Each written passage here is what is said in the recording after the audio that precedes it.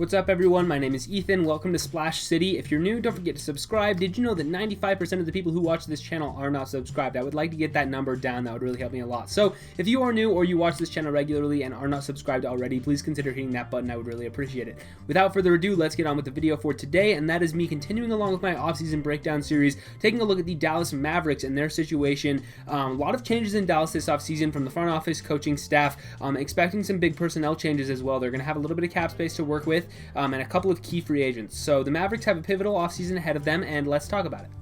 So first and foremost, the Mavericks have a new GM and a new head coach right now. That is Nico Harrison as the new general manager, who is a relatively unknown guy, kind of have been rising up the ranks. He's a younger general manager, and he replaces Donnie Nelson, who I think it was described as like a mutual parting, but it was kind of like he was fired, basically.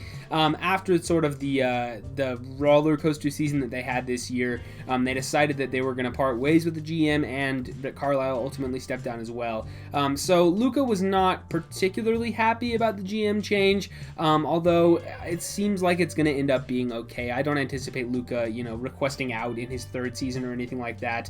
Although it does kind of suck, and it's an unfortunate situation. I think it was ultimately probably for the best to get a different change in leadership in there, and we'll see how Nico Harrison does. Hopefully he's good for them. And then they have Jason Kidd as the new head coach as well, instead of Rick Carlisle. A lot of people didn't love the Jason Kidd hire. I'm kind of with them. Aside from the issues that he's had off the court, he also just hasn't really proven to be a really good NBA head coach. He's had a couple of chances now and has not been super successful, with his couple of stops with the Nets and the Bucks.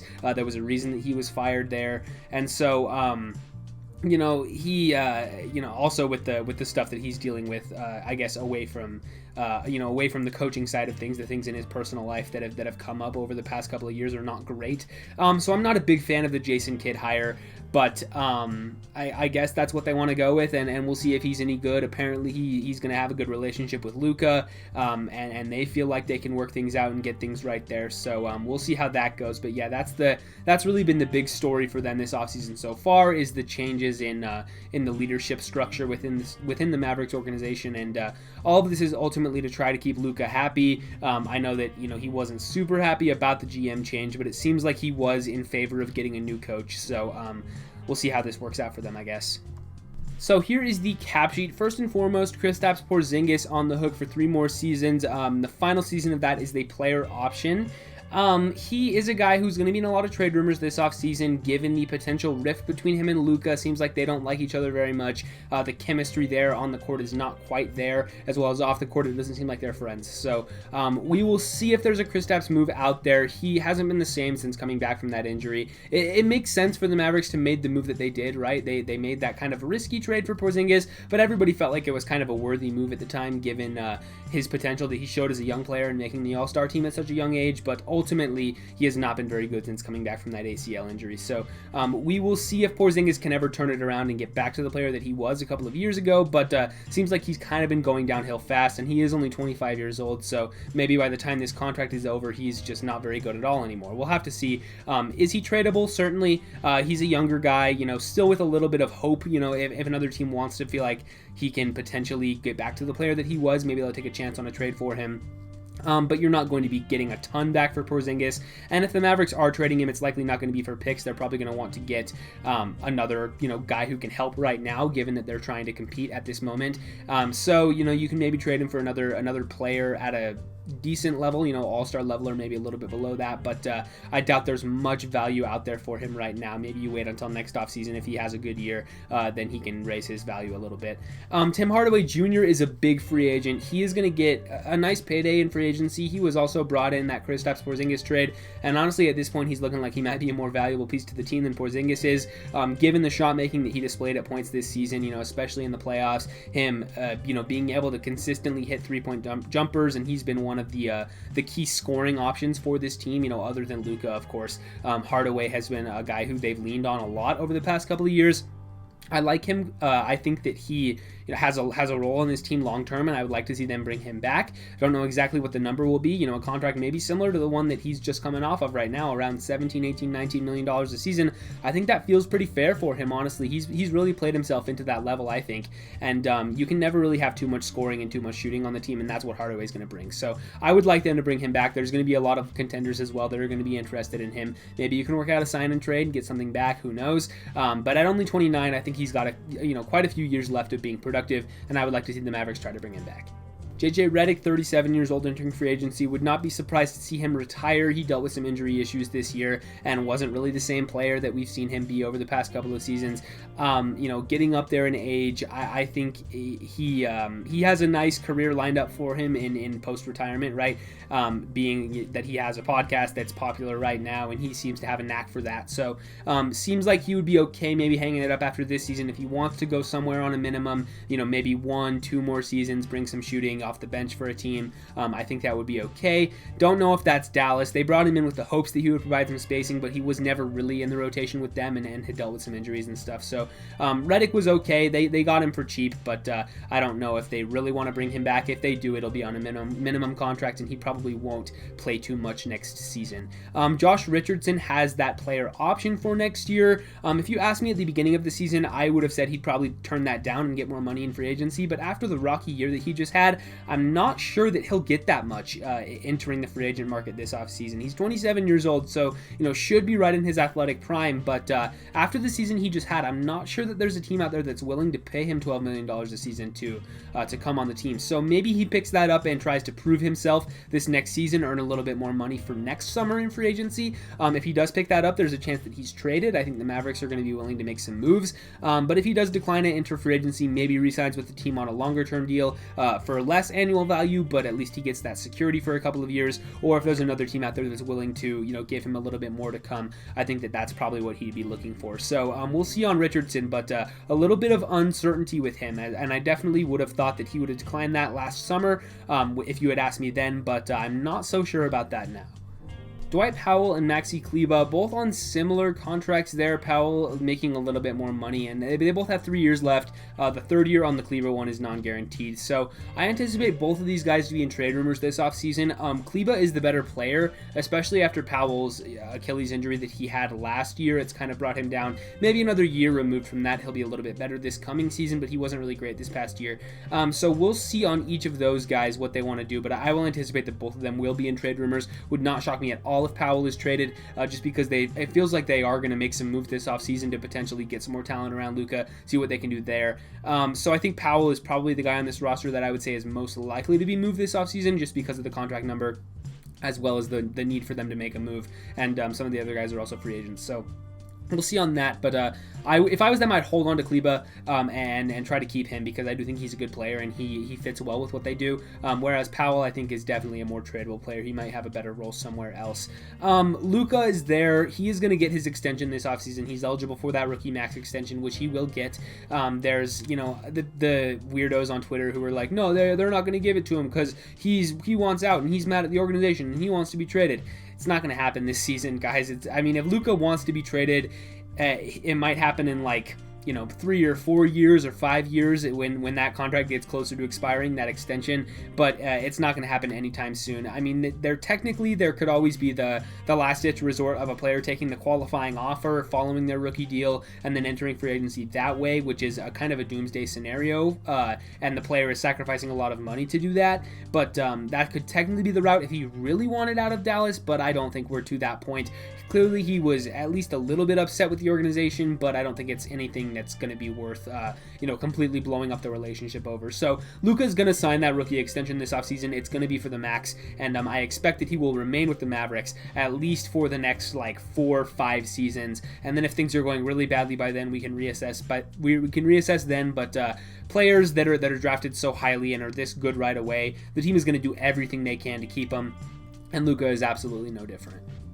Nicolo Melli entering free agency. He actually has signed with Olimpia Milano back in Europe. So I actually had recorded a piece about him and how I felt like he was a good player to actually have a chance on and bring him back into the NBA, and seeing if he would get another shot in the NBA, on whether that's with the Mavericks or somewhere else, because he wasn't that good in his first season or in this past year, with the Pelicans and then traded to the Mavericks. I thought he was actually okay for the Pelicans last year.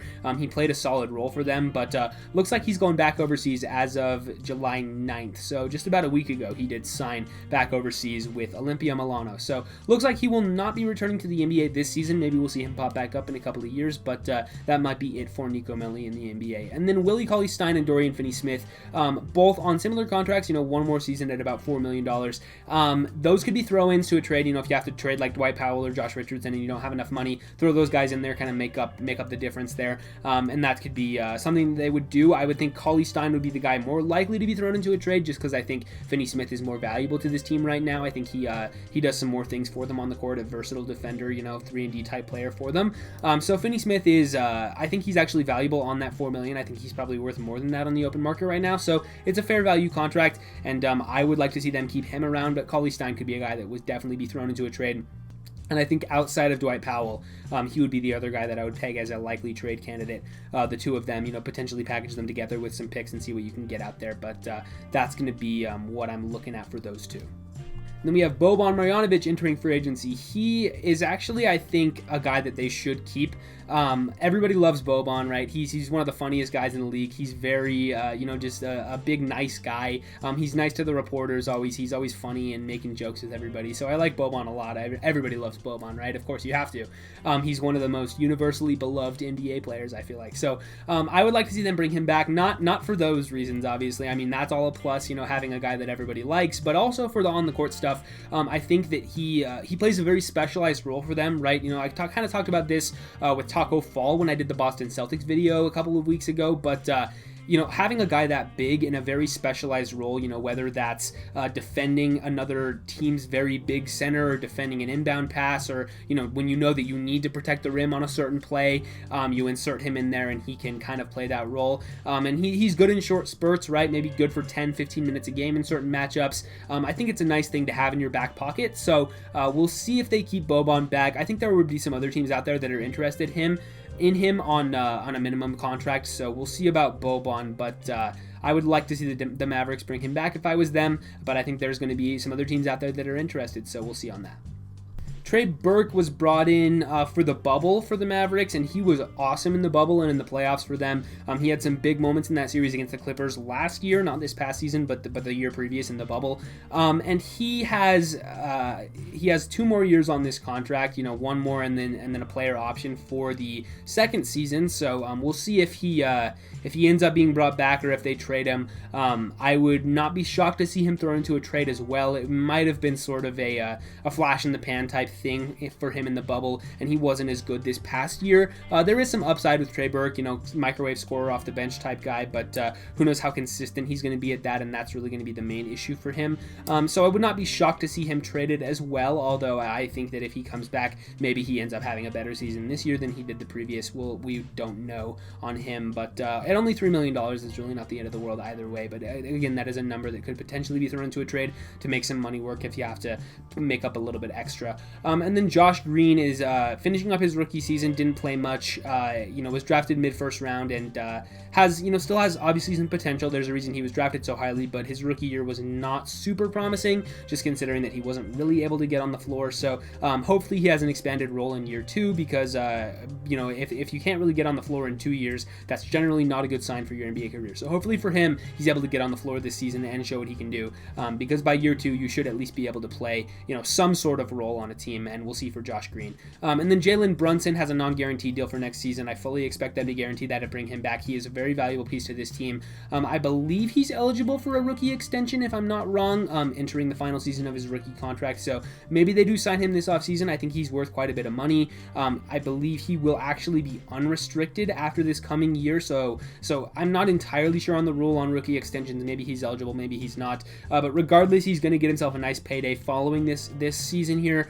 So we'll see if they want to bring him back. But given that he's going to be unrestricted, we will see, another team that swoop in and steal him away, and they won't have the right to match. So they're going to have to figure out a way to keep Jalen Brunson. If they feel like they can't keep him, if for whatever reason they feel like he's going to leave, then maybe he's traded at the deadline, potentially get something back. But for right now, I fully expect him to remain on the team through this season. Tyrell Terry was drafted with the first pick of the second round, and I think he's a guy who has a lot of potential. I know a lot of people loved him in the draft. Just didn't really play much his rookie season, kind of had a redshirt year, which makes more sense for a late pick. I kind of just bagged on Josh Green for not being able to stay on the floor, but he was a mid-first round pick here. Tyrell Terry, early second, so there's a little bit of a more leeway for him to be able to develop a little bit. So he kind of had a redshirt year his first season, and we'll see if he's any better going into his second year, potentially getting him in the rotation as well. I know he has a lot of potential. So both Green and Terry, I think, are guys that should be in the rotation for them next year. And if they're not, then you kind of start to worry about their status as draft picks. Whether or not they're going to end up being good, because by your second season, you kind of want to get on the floor. So we'll see if Terry's able to. Didn't play much his rookie season, and that's fine. But we'll need to see him produce a little bit more in his second year. And then Tyler Bay and Nate Hinton on those two-way contracts. Neither of them played much at all this season. I don't really have an opinion on either of them. Both still young. Could have some potential coming back if the team feels like they want to get these guys in the rotation as well. Just like those other prospects, Josh Green, Tyrell Terry, you're going to have to play in the rotation a little bit more, and if the team feels like they're able to give them some minutes there, then that's fine. But if they're not going to be able to play, then maybe go in the direction of finding some other guys who can actually contribute on the floor for you, because they're two-way contracts, and so you kind of want to use them the best you can. If these guys aren't going to pan out, then maybe finding some other guys who can at least contribute a little bit. So I do think the Mavericks need to make some moves this offseason. You can package, Dwight Powell, Willie Cauley-Stein, Trey Burke, maybe Dorian Finney-Smith, and get yourself some pieces there. Throw some picks in there and maybe trade for a decent player. They're also going to have cap space. They're one of the few teams out there with some cap space to work with. So, potentially a guy like Kyle Lowry, DeMar DeRozan. There have been some Kawhi Leonard rumors, although he's injured, and who knows if he's going to leave the Clippers or not. So I'm going to pump the brakes on that one, but I guess the Mavericks would be a destination if Kawhi does leave. So there's maybe a slight possibility of that. And then as well, Mike Conley, I guess, is out there, although I don't know if he's a good fit. Kelly Oubre, maybe. Bring back Tim Hardaway Jr., that's going to be also a big priority. So we'll see what they want to do, but they will have some cap space to bring in some players, and that's going to be important. I do think they need to make some moves and make some trades. Find a way to kind of not overhaul this roster, they're going to keep most of your core pieces together, and I guess really your only core piece is Luka at this point, but maybe trading Porzingis away and seeing if you can get some value for him, although you might want to wait until like the deadline or maybe next offseason if he can kind of play a little bit better and maybe rehab his value a little bit, because it's pretty low right now. So I do anticipate some changes out of Dallas. There's a reason they changed the front office and the GM and the coaching staff and stuff like that. Typically when there is that big of an overhaul, it means that there are some changes to the roster coming, so I would not be surprised at all to see them active on the trade market this offseason. They do have some future picks to work with. A couple of them are going to the Knicks for that Porzingis trade. This season's pick is going to the Knicks for the Porzingis trade. They don't have any picks at all in the draft right now, not even any second round picks, no first round picks, nothing. So potentially they can trade into the draft, but as of right now, not adding any rookies. They do have those younger guys, like I talked about, Tyrell Terry, Josh Green, potentially can contribute next season. So you will have some young blood in there, but not really adding anybody in the draft this offseason. It's mostly going to be about free agency and trades. But yeah, I think that's about all I have on the Dallas Mavericks. Like I said at the top of the video, if you're new, don't forget to subscribe, leave a like, ring the bell if you want to, leave a comment letting me know what you guys think about the Dallas Mavericks, their plan for the offseason, who are they going to sign with their cap space, who are they going to, bring in to build around Luka, is there a potential trade target out there for them? Would love to hear your thoughts in the comments down below. Remember to subscribe if you have not already, I would really appreciate that. And with all that said, I will see you guys in the next one.